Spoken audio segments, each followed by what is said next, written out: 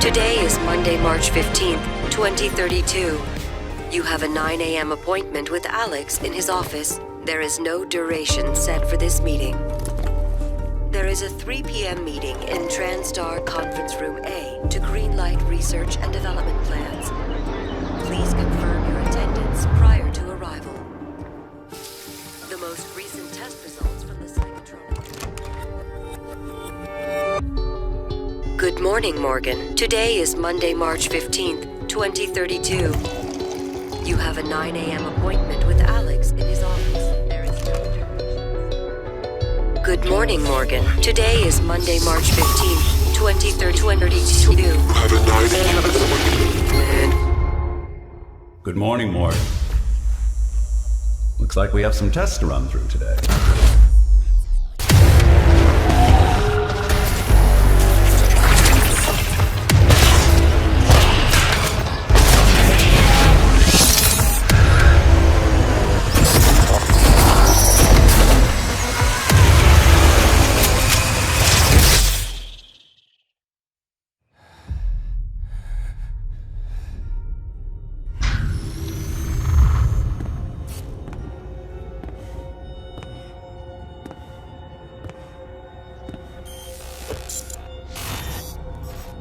Good morning, Morgan. You're not going to like what I have to say next.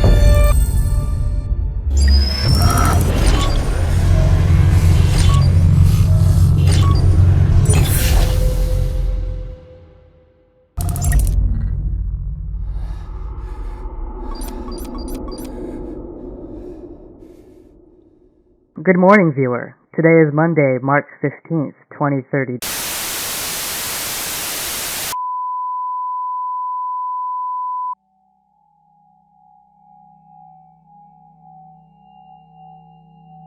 Before I hop in, I will say I will not be spoiling the ending of Prey, though I will talk about some things that could be considered spoilers throughout the video. If you haven't played and plan to, click that red X right now. I don't mind. This video's not going anywhere. Not to be confused with the 2006 Prey. Prey came out in 2017 for Xbox One, PS4, and PC. To sum up that story in 2 sentences, the original studio who worked on Prey 2006 was planning to do a sequel, and it got cancelled. Bethesda owned the IP and offered it up to their buddies at Arcane Studios to do a spiritual reimagining of the IP. Aside from a few really abstract things, Prey 2006 and Prey 2017 have pretty much no connection at all and are to be viewed as entirely different games that just happen to bear the same title. There are a few concepts Arcane Studios just loves to utilize in their games, and you see these concepts pretty common in their recent titles. They love to have you crouch and lean and hide and sneak.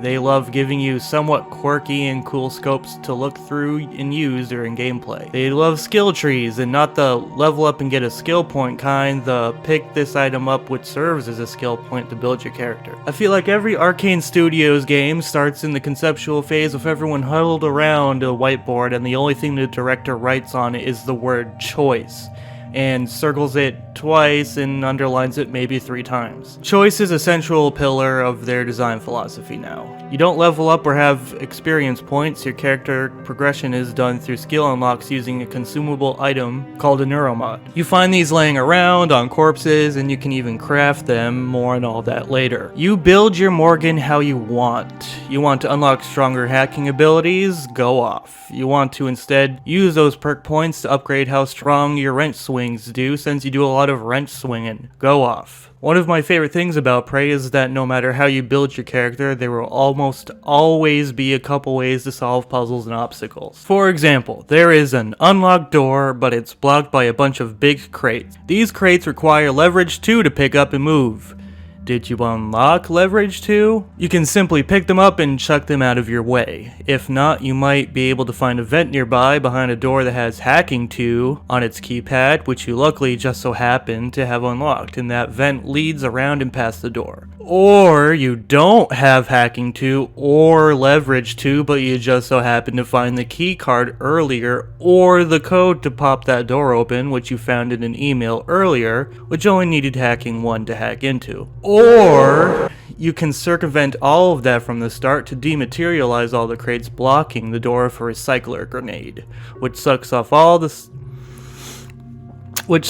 stuff in the environment and converts it into base crafting materials. You might think this is a grandiose and generalizing example to illustrate the interplay of the game, but this isn't really hyperbole. There is almost always another solution to your obstacles, so you aren't really punished all that often for building your character the way you want. My favorite puzzle is the kind that has more than one solution, and even better when you aren't told how to do it. Prey does a whole lot of good here with never really holding your hand and telling you how to do things. When you first get a new weapon or ability or tool, it tells you how it functions. From there, you gotta figure out for yourself how to use that tool later. The first weapon you get is the wrench, simple but effective. Not too shortly after, you get your first actual gun, but this bad boy isn't a damage dealer, it's the glue gun. And it is very deliberate why the glue gun is the first gun you get. When you're walking down the hallway, you find a corpse, and beside him is a glue gun. You pick it up and it tells you what it does, and that's about it.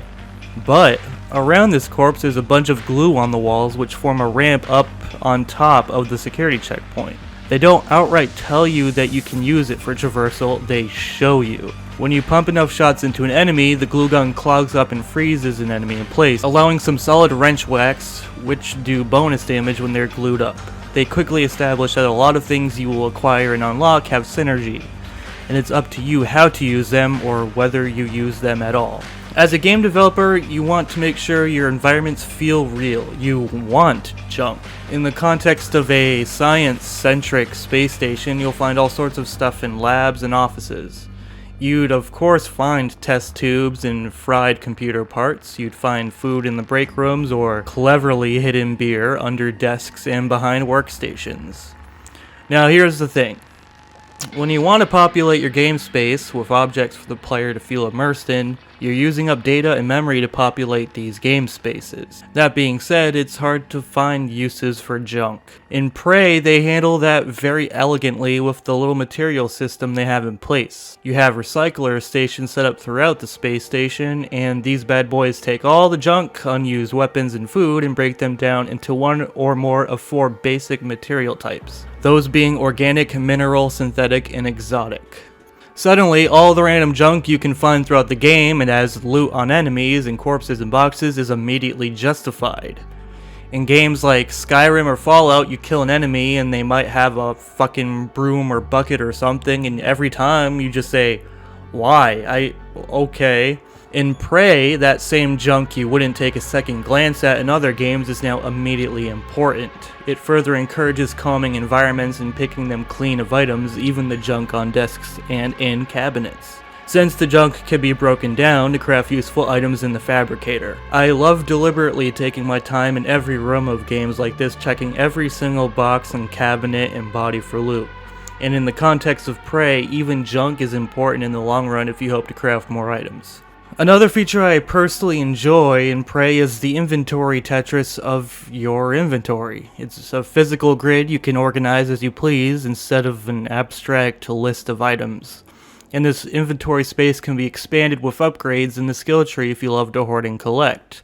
Back to character building. When you have all this junk weighing down your inventory, now you have this new sort of emergent gameplay everyone loves talking about where, okay, I collected all this junk and I'm just about bursting at the seams. Time to go hunt down a recycling station and break these down. Now your inventory is pristine and clean as all that was squashed down to just one of 4 basic cubes and you can be on your way. Using the recycler is so satisfying to me. You go to the left side of the machine and pop in all the stuff you want to break down.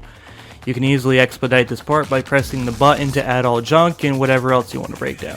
You press the center button in the middle to break them down, then finally on the right side of the machine, all that stuff is now dispensed as compact little cubes like a vending machine, and they all fall down into the bucket.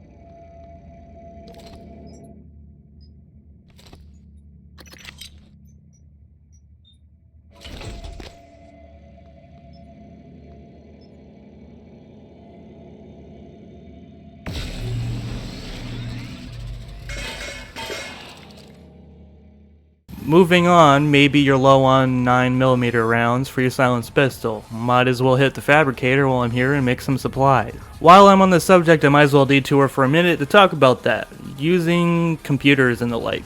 In another effort to immerse you into the game, you physically use these computers and keypads and they are treated like touchscreens. There's a certain satisfying feedback to physically moving your mouse or look cursor to click on tabs and open emails, or to click those buttons on the keypad. You can even go further with that, and if you're playing on mouse and keyboard, you can physically type the numbers and letters on your keyboard like you're actually typing them in the game. I don't know, something about this is just really satisfying when you're at a keypad and the code is 6969, and you can physically press those keys on the number pad of your keyboard 6969, and the game takes those inputs and the green light on the keypad shines saying it's accepted your input and the door is now open. Anyways, you hit the fabricator and you can navigate the menu to select the thing you want to craft to like 9mm bullets. You click on that, you press the button to fill those slots of the appropriate required materials, which it does automatically. Then the machine does its thing and 3D prints the object using those materials, and it slides down, and there you have it, you got a box of bullets. Prey is awesome at giving all of their in-game mechanics and features actual in-game explanations and reasons for existing.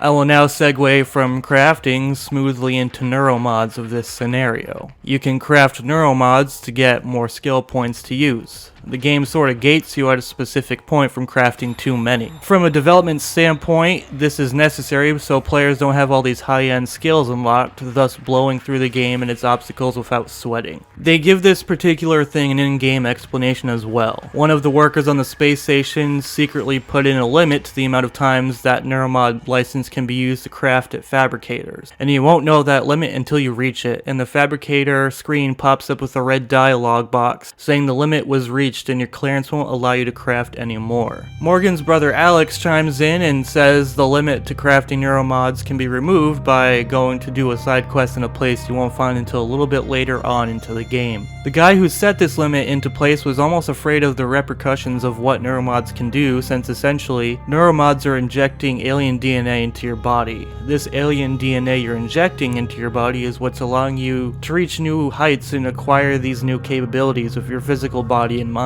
Arcane Studio didn't need to go that hard on providing an in-game explanation for limiting skill progression and min-maxing, but they did. They did that for us. Circling back to character building through choice, not all of your skills are just unlocked and progressed in the same fashion. There are a whole slew of human skills as well as alien skills which can only be unlocked by first researching aliens and robots and so forth. How do you research? Well, this sweet-ass scope called the Psychoscope. As I said earlier, Arcane Studios loves their creative and quirky viewing lenses, and this Bad Larry is no exception. You don't go too far into the game before being required to get this item to progress, and it becomes a permanent part of your arsenal. Using it allows you to zoom in and out, which is a welcome utility, and a little circle will appear and slowly fill while focusing on living entities. Scanning enough of a species will progressively unlock skills that you can unlock with Neuromod. Once scanned, it will conveniently list out on the side the strengths and weaknesses of the targeted entity, alongside which skills it will unlock through scanning. So even if you don't plan on unlocking or using alien skills, it's worth scanning everything you can anyways. On top of all that, researching species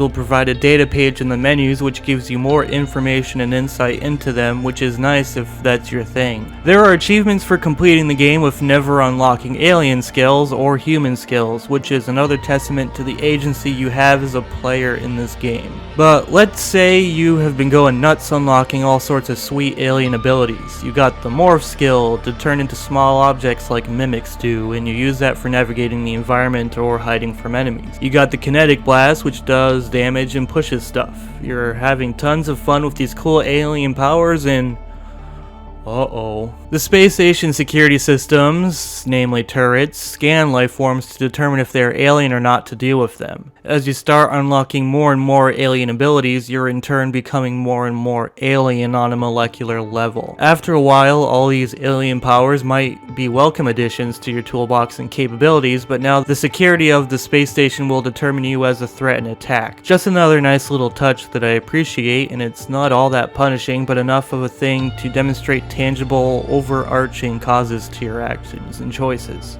The environment is a very important tool for developers when making games, especially with games that want to immerse you in their world. In a game like Prey, where nearly all living and friendly humans are dead and nowhere to be found, the storytelling has to be illustrated in its environment. If you're feeling particularly daring, you could say the space station is a character in itself. Environmental storytelling ranges from subtle to on the nose, but mostly something that persists through the game to award you with insight. One of my favorite rooms in the entire game is this one room in Psychotronics, where a room had all of its windows closed off with glue, and inside, nearly everything has a sticky note on it saying "not a mimic." Close by, you can find a corpse with a transcribe audio file where the guy is talking about labeling everything he knows for sure as not a mimic, but he's dead, so you kinda see how that went. These aliens, the Typhon, took over the space station, and the humans fighting for survival lost their sanity in most cases in the process. Especially when you have Typhon like the Mimics around. The Mimic is the very first alien you see in the game, not even about 10 minutes in, and it is immediately established what they do if you're paying close enough attention. They take form of objects in the environment and lie in wait for ambush. If you are in an office that is mostly in good condition and not trashed, and there is a random chair tipped over on the side of the room, you might want to take a good whack at it with your wrench just to make sure. Did it clang and clink? Guess it was a normal chair. Did it explode into shadows and reveal itself as a mimic? Well, good eye, finish it off. You start to understand why these scientists went insane. How can you trust your surroundings? Anything could be an alien waiting to attack and kill you. Was that test tube over there a second ago? I can't remember. When did that trash bin get knocked over? You'd lose your shit, and you start to feel a little yourself. You can't just sprint and run carelessly through environments. You can be ambushed and find yourself in a tough spot. And I would never recommend carelessly running around in a game like this to begin with, as previously cleared areas can suddenly become repopulated to keep you on your toes. A bit of a ways into the game, when you acquire the psychoscope, it is capable of determining if objects are mundane or alien, but most of the time, I still prefer to take whacks at random items that seem out of place. There's a feeling of reward when you feel like an item is out of place and you whack it or shoot it and it turned out to be an alien. An attacking disguise mimics imparts increased damage, so you're encouraged to do that whenever you can. Prey could technically also be classified as a survival horror in a way. I'm not trying to be a big macho strongman here when I say I don't really get scared in games. I get unsettled and unnerved in games when the horror is implemented right. I despise cheap jump scares, and thankfully, Prey doesn't rely on cheap jump scares to unnerve and startle you. A lot of its horror is situational. It's conveyed in the atmosphere and the environment and the soundtrack. That being said, there are a few jump scares that come to mind that I won't spoil, but they really got me good. Even on the subsequent playthroughs through the game where I forgot those jump scares in the moment, so they get me all over again. But Prey isn't the hide and cry sort of survival horror. You have the tools to get through fights when they come. You don't need to flee, though you can if you recognize you're in a losing fight, and there's no shame in that. These jump scares mainly are along the lines of, whoa, I didn't expect you to be there, holy fuck. And then you can gather yourself and take down the threat. Or just run away if you desire. As I said, progression isn't done through experience in level gains, it's through neuromods, so you don't have to deal with confrontations. You can sneak through or maneuver through the environment in ways to circumvent these conflicts, and you aren't losing out on the experience in any way really, except for whatever loot the threat might have had to drop when you kill it. Lastly, without going into spoilers, the ending of the game is pretty cool in my opinion. Like with the rest of the game, the specifics of the ending were there the whole time if you were paying close enough attention, and that is probably my favorite part of all in Prey. You are rewarded for a keen eye and paying attention. Thanks for watching, see you soon scrubs, and remember, everything is going to be okay.